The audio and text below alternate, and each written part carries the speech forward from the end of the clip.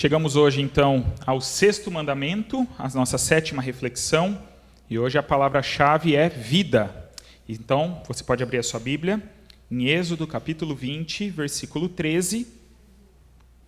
Diferente das outras semanas, esse vai ser o texto extremamente curto, né? Na verdade, é o mandamento mais curto de todos. Êxodo, capítulo 20, versículo 13, e coloco aqui a projeção, então, do mandamento, talvez, né? Então, como é o mais curto, é o mais objetivo de todos, que diz, não matarás. Êxodo, capítulo 20, versículo 13. A gente pode falar junto? Esse é fácil. Não matarás. Êxodo 20, 13. Esse mandamento é muito importante quando a gente olha para o contexto da época em que ele foi escrito, mas também muito importante para os dias de hoje. Eu creio que nós vamos perceber isso ao longo do estudo. Assim como os demais, a gente tem sempre destacado a questão dos princípios por trás dos mandamentos, a gente tem falado de uma profundidade um pouco além da superfície, né, que às vezes a gente enxerga dos mandamentos. Com certeza esse mandamento também tem muito para falar conosco. E aí eu já coloquei então de início aqui os dois pontos principais que nós vamos ver nessa noite e que esse mandamento nos mostra. Esse mandamento nos fala, primeiramente, sobre o valor da vida humana. É isso que esse mandamento está ensinando, é isso que Deus queria que aquele povo entendesse naquele momento e que nós também entendamos. Mas esse mandamento também, então, trata da preservação da vida humana, a necessidade da preservação da vida humana. Como eu comentei já de início, coloco aqui as primeiras informações, e já comentei, então, que este é o menor mandamento de todos. E, como eu acabei de dizer, nem por isso ele deixa de ser profundo. E aí a primeira coisa que a gente já vai trazer aqui e que vai mudar um pouquinho a nossa visão sobre esse mandamento é em relação ao termo que é utilizado, né, e a tradução que é feita para nós. Então, na língua hebraica, que é a língua, né, que foi escrita no Antigo Testamento, a gente já tem citado alguns termos, é o termo hatzah, né? E esse termo, na verdade, ele não é talvez tão bem traduzido pelo verbo matar, como a gente utiliza, não matarás. E aí, aqui então, já coloco nessa informação de que ele seria melhor traduzido por não assassinarás. Ele é um pouquinho mais específico, talvez, do que a gente imagina numa primeira visão. E aí, a primeira citação que eu trago, de De Young, ele diz então sobre isso. A palavra assassinato traduz bem o termo hebraico hatzah, usado nesse mandamento. É uma tradução mais precisa do que matar. E aí eu trago uma outra citação, uma segunda citação agora de Heifler, que aí nos explica um pouquinho melhor isso. E ele diz que este verbo, então, nunca é utilizado, nunca é usado para indicar um homicídio em defesa própria, também não é utilizado para indicar uma morte acidental, não é utilizado para indicar a execução de assassinos, né, por meio da justiça, e também não é utilizado para indicar situações de guerra. Existem outros termos no hebraico que são traduzidos por matar. E nesses casos, são esses outros verbos que são utilizados. É importante a gente entender isso, porque isso poderia gerar até uma certa dúvida já de cara, né? Como que Deus chega para o povo, em Êxodo 20, dando os 10 mandamentos, e fala, não matarás. Aí em Êxodo 21, né, se você continuar lendo, e aí você vai ver as leis, a descrição das leis, vão ter alguns casos ali que Deus manda que pessoas fossem mortas, né? E mais à frente, quando o povo vai entrar em conflito com outros povos, outras nações, Deus também manda que o povo ali, numa situação de guerra, matasse outras pessoas. Então, pode parecer, como se diz? Incoerente, né? Parece contraditório, mas não é o caso. Então, isso que a gente precisa entender. Então, a ideia desse verbo, por isso que seria melhor traduzido por não assassinarás, é a ideia de alguém que mata, basicamente, alguém que mata um inocente. Mata alguém sem uma dessas circunstâncias fora do normal, digamos. Porque aqui, então, nós temos 4 casos, né, em defesa própria.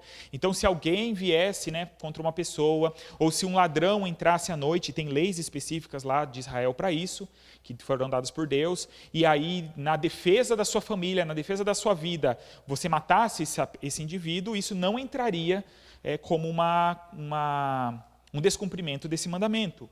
No caso de morte acidental também, isso pode acontecer, né? Alguém provocar um acidente, acontecer uma situação que não seja causada por negligência também, mais para frente a gente vai entender um pouquinho melhor isso, mas também não se enquadra. Inclusive, Israel revoluciona essa questão, claro que vindo da parte de Deus, porque eles tinham, no meio da sua nação, isso lá na frente, quando eles estão instalados na terra, eles tinham as chamadas cidades refúgio, que era para quando alguém acabasse matando uma outra pessoa, normalmente nesses casos acidentais, essa pessoa corria para uma dessas cidades e lá, então, ela ficava protegida, até que ela pudesse ter um julgamento correto e tudo mais, para que ela não fosse imediatamente morta, né, por uma reação de raiva e tudo mais, mas para que ela, então, tivesse um direito à defesa e alguma proteção.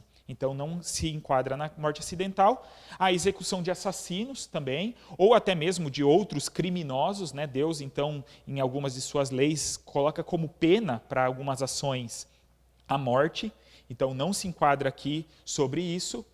E também para situações de guerra, que é um assunto também bem complexo, porque vão haver momentos da guerra e motivações de guerra que são completamente erradas, e que aí se enquadra.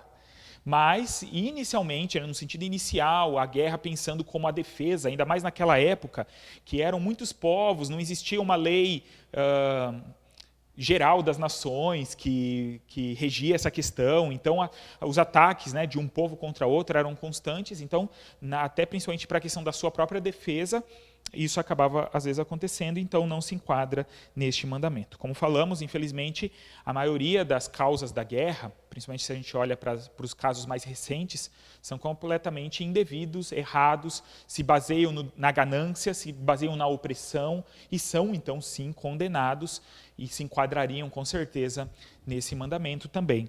A gente vai entender isso com o passar da nossa reflexão. Então, como eu falei ali no início, o primeiro ponto, né, que esse mandamento nos mostra e nos aponta é a questão do valor da vida humana. E é para isso que nós vamos olhar inicialmente. Hoje, diferente talvez das outras semanas, a gente não vai se basear agora mais tanto nas palavras aqui do mandamento, porque são apenas duas, né? A gente já fez o destaque, como acabamos de falar, e agora a gente vai então expandir para o que a Bíblia vai nos apresentando em relação a essa questão da vida humana, o valor dela, a sua preservação. E a primeira questão que nos aponta para o valor da vida humana, né? A vida humana se baseia primeiramente no fato de que a vida é um dom de Deus.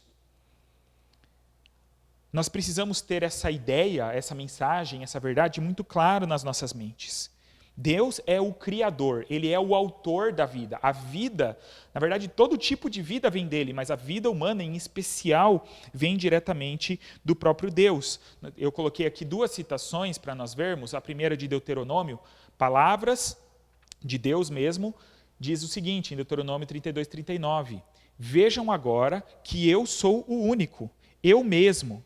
Não há Deus além de mim. Faço morrer e faço viver. Deus é aquele que criou a vida, é aquele que dá a vida a cada um de nós e é aquele que, em última instância, tira a vida de cada um de nós. Com certeza, a gente já ouviu histórias de pessoas que passaram por situações claras de morte, seja por uma violência de alguém, ou seja por um acidente, e que Deus livrou de uma forma extraordinária, de uma forma milagrosa. Porque Deus, em última instância, é o dono da vida e ninguém, né, mesmo na intenção de tirar uma vida, por exemplo, não pode fazer sem que Deus permita, de alguma forma. E então, o dar a vida também, o fazer viver também pertence a Deus. E aí temos o testemunho de Jó também, em 33, 4, quando ele afirma: o Espírito de Deus me fez e o sopro do Todo-Poderoso me dá vida. É alguém que olha para a sua experiência, e aqui Jó já está caminhando, né, mais para o final do livro, a gente lembra de toda a experiência de Jó, mas ao olhar para toda a situação, ele chega a essa conclusão, de que no fim das contas é Deus quem dá a vida, é Deus quem sustenta a vida. Como colocamos ali, a vida ela é um dom de Deus, ela é um presente de Deus para nós. E isso então traz valor para a vida. A nossa vida não vem de nós mesmos, nós não somos capazes de produzir nem de sustentar a nossa própria vida. Então, quem tem autoridade para falar sobre a importância da vida, sobre o valor da vida, é o próprio Deus. E não as nossas percepções, que muitas vezes são limitadas e distorcidas. Porque, às vezes, de acordo com a experiência que a gente vai vivendo, com a nossa história de vida, com o momento que a gente está passando, a gente pode achar de fato que a vida não tem valor. Mas esse é o primeiro ponto, a gente precisa se lembrar. Deus é quem nos deu a vida, para cada um de nós. É um presente de Deus especial para cada um de nós. E isso traz valor à vida humana, traz importância à vida humana. Depois, um segundo ponto que nos mostra o valor da vida humana é que o ser humano foi criado à imagem de Deus. Deus não apenas cria o ser humano, dá vida ao ser humano, mas ele cria o ser humano de acordo com a sua imagem. Ele faz o ser humano de uma forma especial. Quando a gente lê o relato da criação, nós vemos Deus criando os animais simplesmente dando ordens, né? Ele dá ordens. Faça-se, né? Primeiro os outros seres vivos, né? Os vegetais, as árvores, as plantas, depois os animais, aqueles que andam sobre a terra, os animais que vivem na água, os animais que se rastejam sobre a terra, mas são apenas palavras que Deus diz e que produz esses animais, e que então dá essa ordem criativa. Mas quando chega no ser humano, Deus molda o homem de uma forma artística, e Deus faz o quê? Qual que é o momento que o ser humano ganha vida? Vocês lembram o que Deus faz? Sopra nas narinas do ser humano o fôlego de vida. Olha que interessante, a nossa vida vem do próprio Deus, do soprar de Deus. Esse sopro da sua boca entra, né, nas narinas daquela escultura que Deus havia feito ali, de barro, né, o corpo construído a partir do barro, e aí o ser humano então vive. E o texto, né, claro, em Gênesis 1, 26 e 27. Você pode ler comigo? E disse Deus: façamos o homem à nossa imagem, conforme nossa semelhança. Domine ele sobre os peixes do mar, sobre as aves do céu, sobre o gado, sobre os animais selvagens e sobre todo animal rastejante que se arrasta sobre a terra. E Deus criou o homem à sua imagem. A imagem de Deus o criou. Homem e mulher os criou. Então nós temos essa informação clara, que o ser humano, tanto o homem quanto a mulher, né, os dois foram criados, mesmo que o processo, né, depois que aparece em Gênesis 2, que Deus forma o homem do barro, e depois do homem toma uma costela e faz a mulher, independente disso, né, o homem e a mulher são criados à imagem de Deus. E isso diz respeito, então, a todas as pessoas. Todo ser humano, não existe um ser humano que não se enquadre nessa realidade. Não tem alguém que você possa olhar e falar assim, olha, todo mundo foi criado à imagem e semelhança de Deus, menos aquela pessoa. Não importa quais são as suas características, não importa qual é a sua história, não importa nada. Todos os seres humanos têm o mesmo valor, que fazem parte da sua vida, pelo fato de terem sido criados à imagem de Deus. Nós já estudamos isso aqui em outros momentos, a gente sabe que a imagem de Deus, ela foi manchada pelo pecado. Ela foi distorcida, mas ela não foi extinguida do ser humano, ela não deixou de existir. Ela está manchada. E ela é recuperada, ela é resgatada por meio de Cristo. O sacrifício de Cristo, o novo Adão, um novo modelo para nós, então nós temos resgatado essa imagem em nós. Mas mesmo aqueles que ainda não foram alcançados por Jesus, aqueles que vivem, né, totalmente distantes de Deus, ainda assim, eles têm os resquícios, né, dessa imagem de Deus em sua vida. Então, quando a gente olha para alguém, né, pela situação mais triste e deplorável que alguém possa estar, porque tem pessoas que a gente olha e a gente percebe isso, como o pecado desfigura as pessoas, né, destrói a vida das pessoas, mas ainda assim existe valor na vida dessas pessoas por conta disso, por elas terem sido criadas à imagem de Deus. E aí eu trago uma citação do De Young, que ele fala sobre isso. Olha o que ele diz. Sabemos que todo ser humano é criado à imagem de Deus. Portanto, independentemente da etnia das pessoas, de suas preferências políticas, de sua saúde ou deficiência, de sua idade ou enfermidade, de serem ou não incômodas às outras pessoas, cada vida humana tem valor e dignidade inerentes, uma vez que cada uma é criada para representar a Deus. Cada vida humana tem valor e dignidade inerentes, né? Inerente àquilo que faz parte dela. Não tem como ser tirado, pertence à pessoa.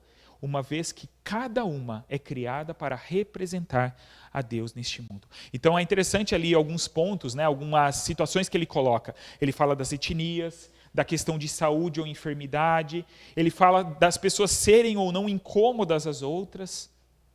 Isso não tira o valor das pessoas, porque para nós tira. Algumas situações e algumas características das pessoas faz com que nós não demos mais valor a elas. Ou então a gente dá valor também por algumas características, né? A gente valoriza muito algumas pessoas e desvaloriza outras. E quando a gente olha para a sociedade, os princípios pelos quais as pessoas são valorizadas são muito fúteis, né? São normalmente a influência que a pessoa tem, né, algum destaque que ela tem, um certo sucesso, ou o dinheiro que ela tem, essas pessoas então são admiradas e valorizadas. E aqueles que têm pouco, aqueles que não se destacam, né, aos olhos das pessoas, são tidos como pessoas sem valor. Quantas vezes nós passamos por alguém que está jogado numa sarjeta e a gente não dá o valor àquela pessoa de uma vida humana, de alguém que tem nela a imagem de Deus. Quantas vezes, ao receber um pedido de ajuda de alguém, né, numa situação assim, de rua, o nosso pensamento é simplesmente de nos livrarmos daquela situação e tratar da forma mais rápida e simples possível, para não ter que se incomodar, né? Então as pessoas são vistas como incômodo. E nós dificilmente, né, vamos perceber esse valor e vamos tratar as pessoas de acordo com isso. De fato, e com certeza, quando nós fazemos isso, quando nós damos valor, principalmente a essas pessoas em situações mais complicadas, com certeza isso fará uma grande diferença nas suas vidas. Então, é importante que entendamos isso, o valor da vida humana. E nós temos ainda mais uma questão que nos mostra o valor da vida humana, que é o fato de que Deus manifesta esse amor por nós através de Jesus. Deus ama o ser humano. Deus não só criou, não só colocou no ser humano a sua imagem, ou colocou como seu representante nessa terra, mas Deus ama o ser humano. Essa é a maior demonstração de valor da vida humana. Na verdade, isso confere valor. Além do valor que a gente falou, que faz parte do ser humano, só pelo fato dele ter sido criado à imagem de Deus, isso também confere ainda mais valor. Deus ter amado o ser humano, e por isso que eu coloquei aqui o amor manifestado através de Jesus, manifesto através de Jesus, porque é um amor prático. E aí, movido por esse amor, Deus manda o seu Filho a este mundo e o oferece como sacrifício por nós. É claro que o sacrifício de Jesus por nós na cruz não revela só o valor da vida humana, revela também o quanto nós somos maus, o quanto nós somos pecadores, porque nós somos tão maus, tão ruins, tão depravados, que Deus teve que mandar o seu próprio Filho a este mundo e matar o seu próprio Filho em favor de nós. Então nós não podemos ter uma visãozinha assim, muito simples e romântica do negócio, né? E achar que nós somos, então a gente, né, tá por cima, somos extremamente importantes. Deus, né, fica correndo atrás da gente, porque muitas vezes hoje em dia é isso que se tenta mostrar, né, ou se passa para as pessoas através de músicas, através de pregações, inclusive, de determinadas pessoas. Não é essa a questão. Mas nós também não podemos ir para o outro extremo e desconsiderar o valor.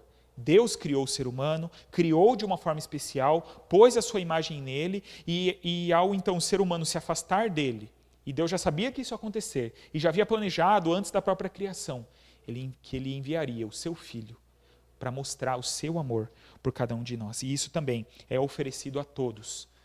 O sacrifício de Jesus é suficiente para alcançar a todos, para salvar a todas as pessoas. Nem todos serão salvos, muitos corações permanecerão endurecidos e não serão então convencidos e transformados através da ação do Espírito Santo, mas esse sacrifício está disponível a todos. Então essa é a primeira parte, né, primeira sessão do nosso estudo, que nos fala sobre isso. Isso tudo Deus, de alguma forma, estava mostrando através desse mandamento. As pessoas que talvez não fossem dar esse valor precisariam entender que a vida humana, como nós vamos ver no próximo tópico, deve ser preservada por conta do seu valor.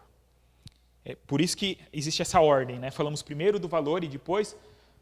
aqui tinha o versículo, me desculpe, eu acabei esquecendo de citar. Paulo deixa claro, né, o tamanho do amor de Deus em Romanos 5,8, quando ele diz: mas Deus prova o seu amor para conosco ao ter Cristo morrido por nós, quando ainda éramos pecadores. Romanos 5:8. Nós podemos ter a tendência, né, nós que já somos salvos, que fazemos parte de uma igreja, que conhecemos a Jesus, temos aquela tentação terrível de nos acharmos superiores do que alguém. Mas o texto diz que Deus prova o seu amor pelo fato de Jesus ter morrido quando a gente ainda era pecador. A gente não é merecedor desse amor, ninguém é merecedor. E Deus, então, mostra esse valor e o seu amor com base nisso. E aí nós passamos para o ponto da preservação da vida humana.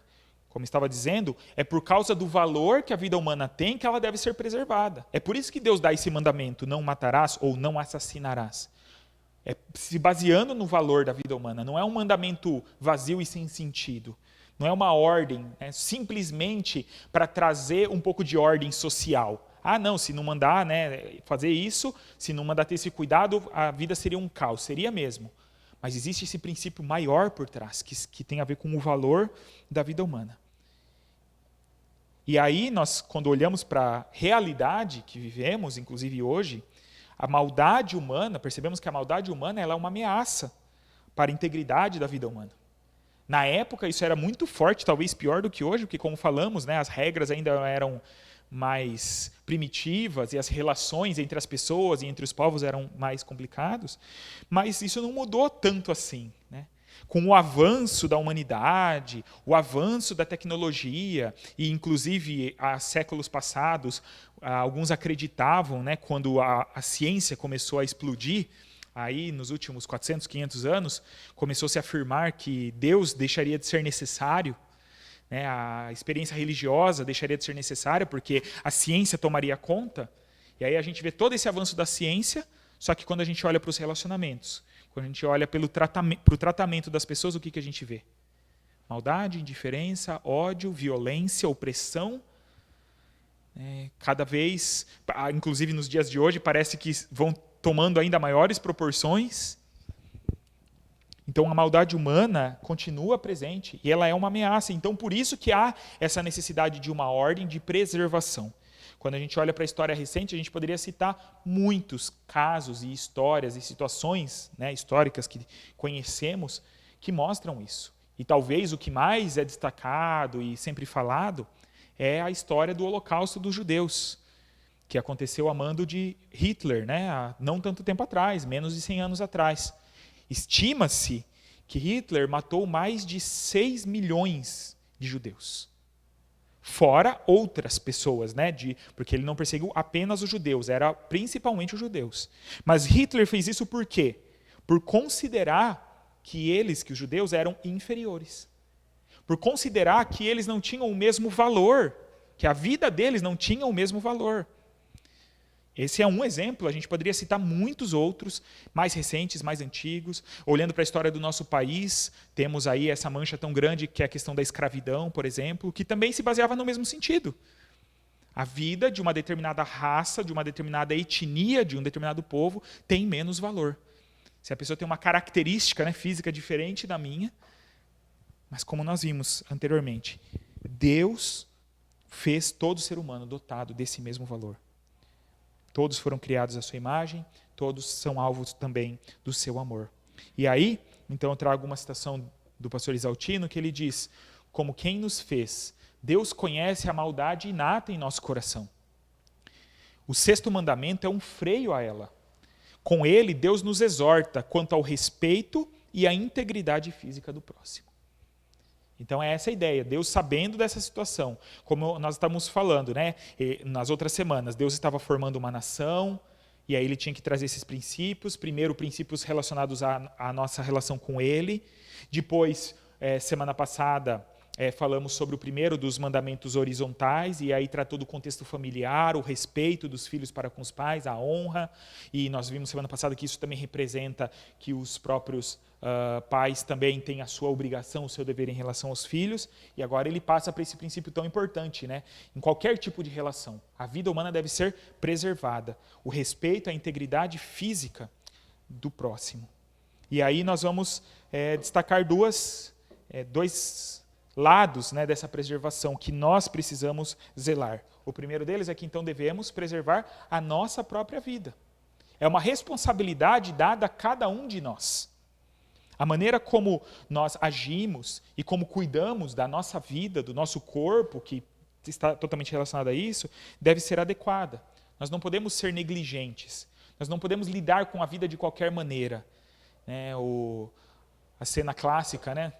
Alguns talvez vão conhecer, não sei se todos, do Rei Leão, quando o Rei Leão, né, o símbolo leãozinho, resolve explorar para além dos limites da terra que ele deveria, e aí ele chega num lugar lá que era todo ameaçador, e aí ele diz, né, eu rio na cara do perigo.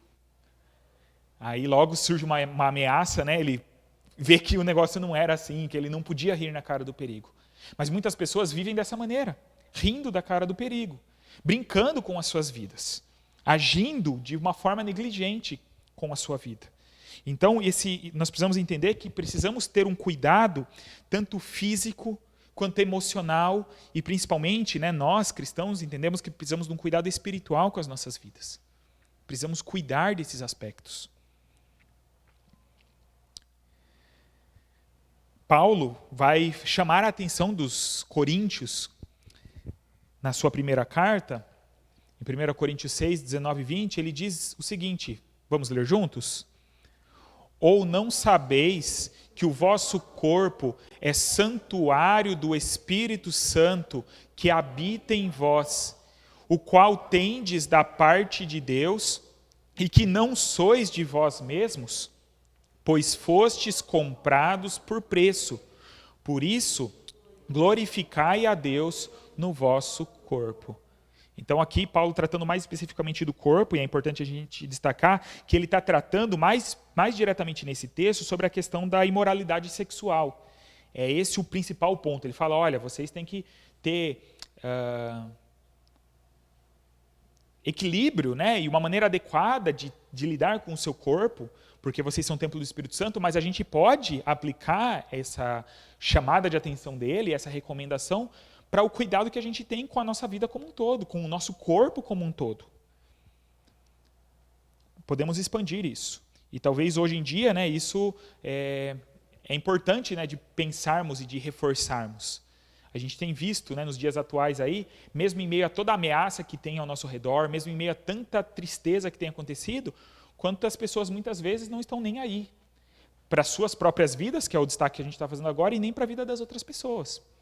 Agem, né, com total negligência mesmo, não se importando, não tomando cuidado. Então nós devemos preservar a nossa própria vida. Nós não somos capazes, como falamos aqui, de determinar, né, que nós vamos garantir a vida, que nós vamos preservar. É Deus quem dá a vida, nós não temos poder sobre o momento em que nós vamos partir. Nós não temos controle sobre isso, mas no que depende de nós, é nossa obrigação, é nosso dever, preservar a nossa vida. Mas também o aspecto da preservação nos mostra que devemos preservar a vida do próximo. E aí é diretamente o que o mandamento diz, né? Não matarás, não assassinarás. Respeite a vida do próximo. A Bíblia nos responsabiliza, e não só nesse texto, pela vida das outras pessoas. Nós não vivemos sozinhos, nós vivemos em comunidade. Somos chamados, inclusive como igreja, a viver em comunidade, a nos importarmos e nos preocuparmos uns com os outros. É interessante que existiam várias leis que nos apontam isso. Fora essa, que essa aqui fala de uma ação direta, né? Eu vou lá e mato alguém, assassino alguém, não posso fazer isso, eu sou proibido disso. Mas existem outras leis que mostram assim que esse cuidado vai além. Olha que interessante, Êxodo 21, 28 e 29, logo depois, no seguinte capítulo, olha o que diz. Se um boi chifrar um homem ou uma mulher, causando-lhe a morte, o boi certamente será apedrejado, e a sua carne não será comida. Mas o dono do boi será absolvido.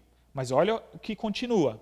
Mas se o boi já costumava chifrar, e o seu dono, tendo sido advertido, não o manteve preso, o boi que matar um homem ou uma mulher será apedrejado, e o seu dono também será morto. Olha que interessante, né?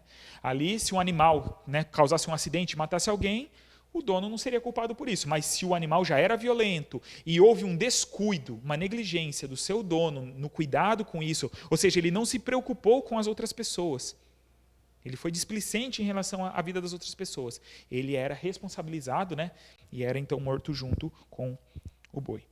Então, precisamos ter esse zelo, esse cuidado, essa valorização e buscando então a preservação da vida das outras pessoas também. Isso exige de nós tanto a questão de algumas ações diretas que precisamos ter, mas também a não omissão. Devemos preservar a vida do próximo através de ação direta. Quando nós não fazemos o mal contra alguém, né? Então eu não vou promover o mal, eu não vou matar alguém, eu não vou atentar contra a vida de alguém, e também promovendo o bem, buscando ajudar alguém que necessita, buscando, participando da luta, né, pela preservação da vida, seja em qualquer esfera que for, mas também pela não omissão. A gente vê que essa lei que a gente citou agora era um caso mais de omissão, né? A pessoa não se importou, não se preocupou com aquilo, não deu valor, não deu importância e acontecia, de repente, uma situação daquela. Existe, inclusive, na nossa lei, na nossa Constituição, não sei se na Constituição, né, porque tem os códigos de lei, mas existem casos em que nós podemos ser responsabilizados por nos omitir de alguma coisa. E isso em relação à vida humana também. Então, por exemplo, na lei de trânsito, se você se envolve num acidente, alguma coisa assim, e alguém está lá ferido, e você vai embora do local e não presta socorro, você é responsabilizado por isso. Você pode responder criminalmente por isso, pela omissão de socorro. Então, é essa questão que precisamos entender, né? Temos essa responsabilidade. Isso é muito sério quando a gente olha para a sociedade egoísta que nós vivemos hoje, em que cada um é levado a olhar somente para si mesmo, para o seu umbigo, para o seu nariz, para o seu mundinho, buscar os seus interesses, as suas necessidades, e o outro, né, que se vire. É o tal do ema, cada um com seus problemas. E aí eu vivo olhando só para a minha vida. Mas não é assim. A gente tem que olhar para o próximo. E aí, pensando ainda na preservação da vida humana, eu queria citar 2 pontos que são muito importantes, nós cristãos, termos clareza nos dias de hoje. A primeira delas... desculpa, mais uma vez, esqueci da citação, pastor Isaltino, sobre esse assunto que a gente estava falando, né, preservação da vida do próximo, diz o seguinte: quando fechamos os olhos à injustiça e à iniquidade, favorecemos o mal. Quando negligenciamos a nossa ação de sal da terra e luz do mundo, a nossa missão de arautos da palavra, estamos contribuindo para a morte de pessoas por pura omissão. Olha como aqui vai para um nível mais profundo da ideia.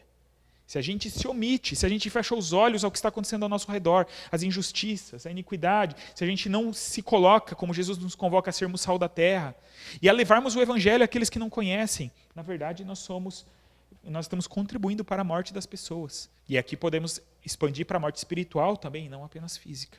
Então é muito sério tudo isso.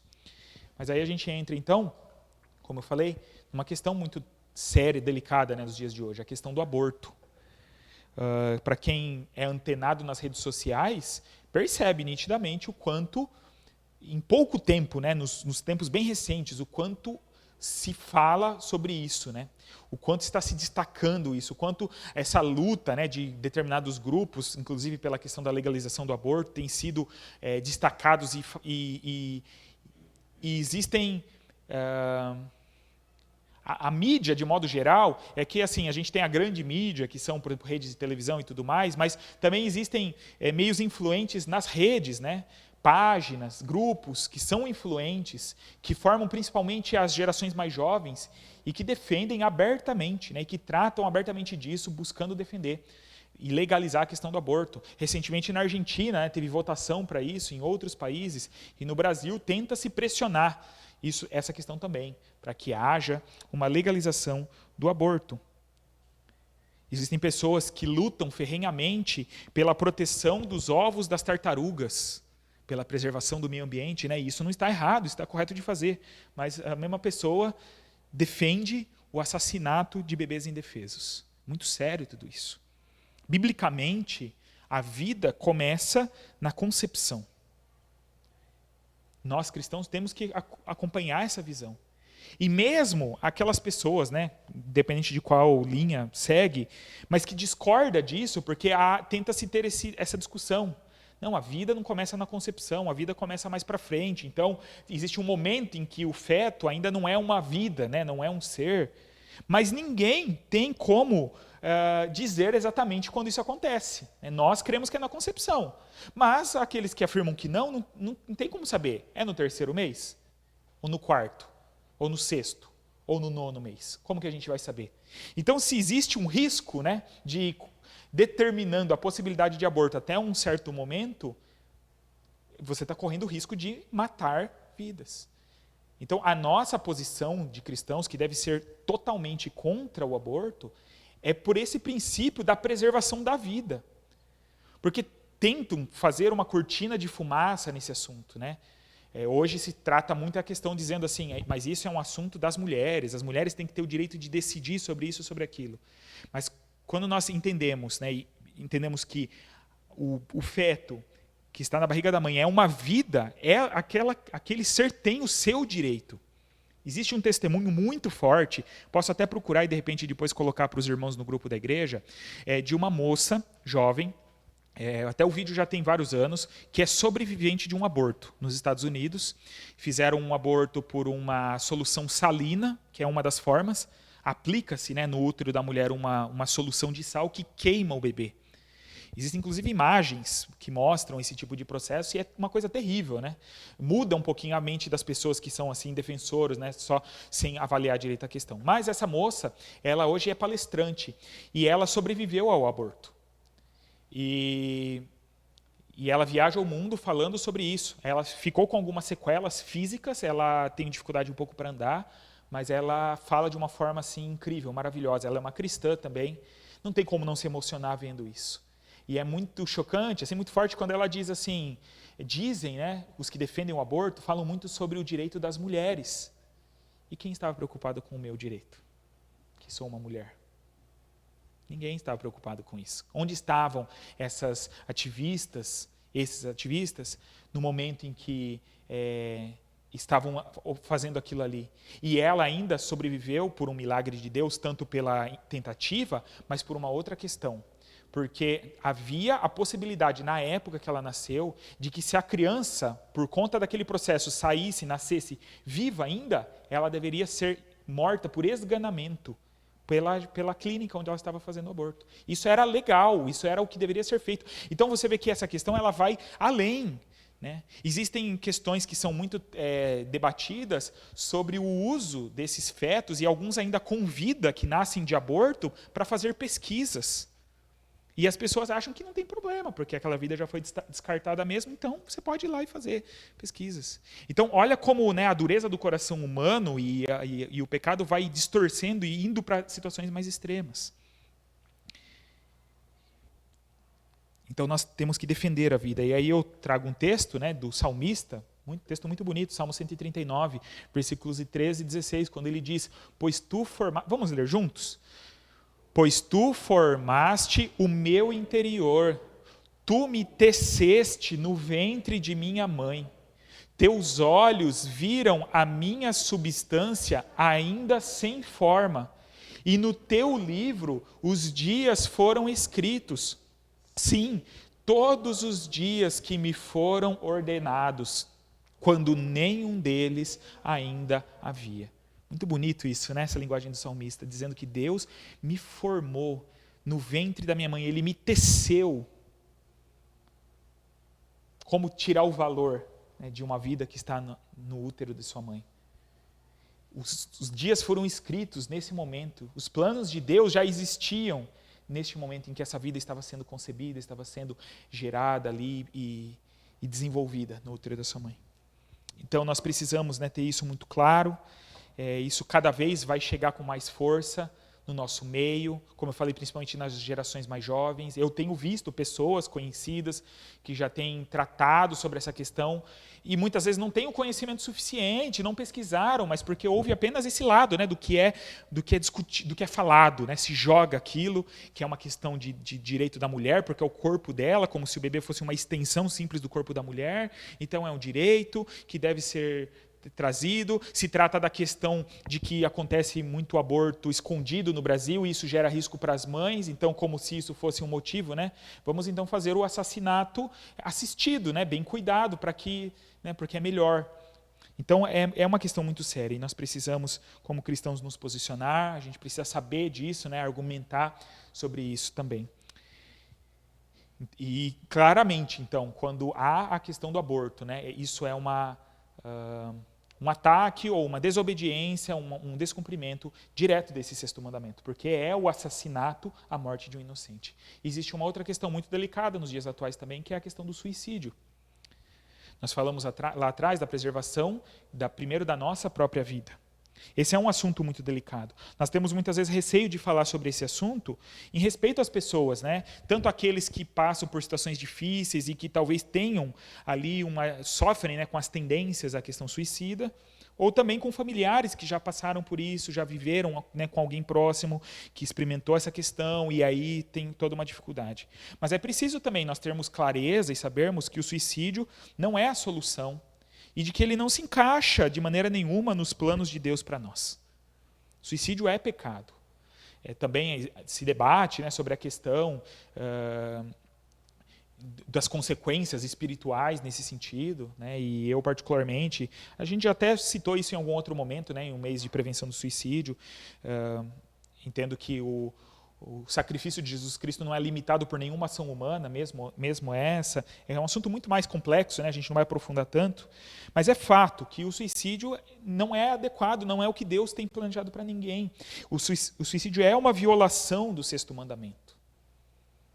E aí precisamos ter isso, né, nos nossos corações bem firmado e também para ajudar as outras pessoas. É claro que precisamos, né, de muita sabedoria da parte de Deus para ter as palavras adequadas, a maneira adequada de lidar, mas nunca também ignorando essa realidade. E aí eu trago uma citação do De Young que diz o seguinte: o suicídio pode parecer a única saída. Todavia, a Escritura nos diz que Deus jamais nos levará a uma situação em que violar seus mandamentos seja a única opção. Olha que interessante. Para a pessoa que está sofrendo, ela pode achar que é a solução, a saída. Mas para alguém que crê em Deus, né, e pode ser lembrado, deve ser lembrado, e Deus muitas vezes vai fazer isso de alguma forma através do seu Espírito Santo, que Deus ele não vai considerar uma saída, uma alternativa, ou nos colocar uma situação que vai contra aquilo que ele mesmo disse. Isso pode ajudar alguém também a se manter firme, a entender que isso desagrada a Deus. Tem momentos que a gente precisa obedecer a Deus e aceitar isso para além do que nós estamos sentindo. Entender, não, é verdade, Deus disse, por mais difícil que seja a situação, né, e por isso que eu falei, né, eu não quero simplificar ou tratar com leviandade essa questão, mas isso é importante ser muito claro, estar muito claro. E aí, já indo para o encerramento, nós vamos olhar para o Novo Testamento, como o sexto mandamento aparece. A gente tem destacado sempre isso, como a visão do Novo Testamento mostra os mandamentos. Falamos na semana retrasada sobre a questão do sábado, que aparece muito na vida de Jesus. Jesus tem muitos embates por causa disso, mas esse é o primeiro mandamento que Jesus cita diretamente para dar a sua nova interpretação. Porque Jesus fala sobre o primeiro mandamento, né, de alguma forma, mas apenas confirmando de uma forma mais simples. Mas esse é o primeiro dos mandamentos em que aparece aquela expressão de Jesus, eu, porém, vos digo, em que ele cita o mandamento e ele aprofunda bastante a questão. E aí eu trago o texto em que ele fala isso, Mateus 5, 21 e 22. Mais uma vez, peço que os irmãos leiam comigo. Ouvistes o que foi dito aos antigos, não matarás, e quem matar estará sujeito a julgamento.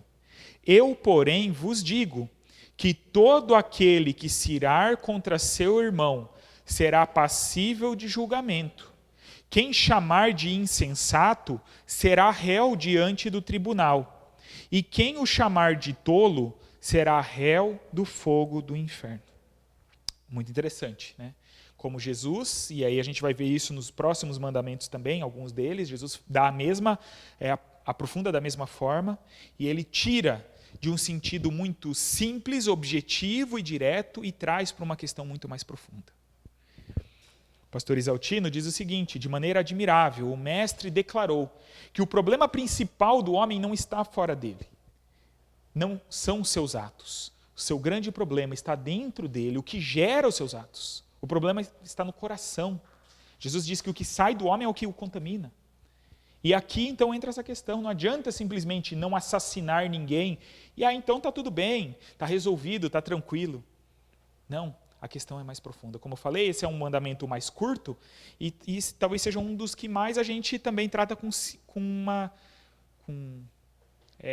de uma forma muito rasa, muito superficial.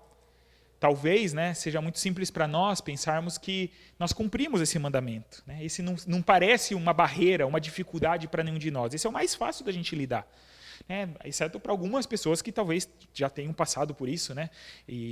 Pela terrível experiência de ter tirado a vida de alguém. Mas para a maioria das pessoas, talvez olhe para ele, né, de uma forma muito simplista. Mas aí Jesus chega e mostra que a questão é mais profunda.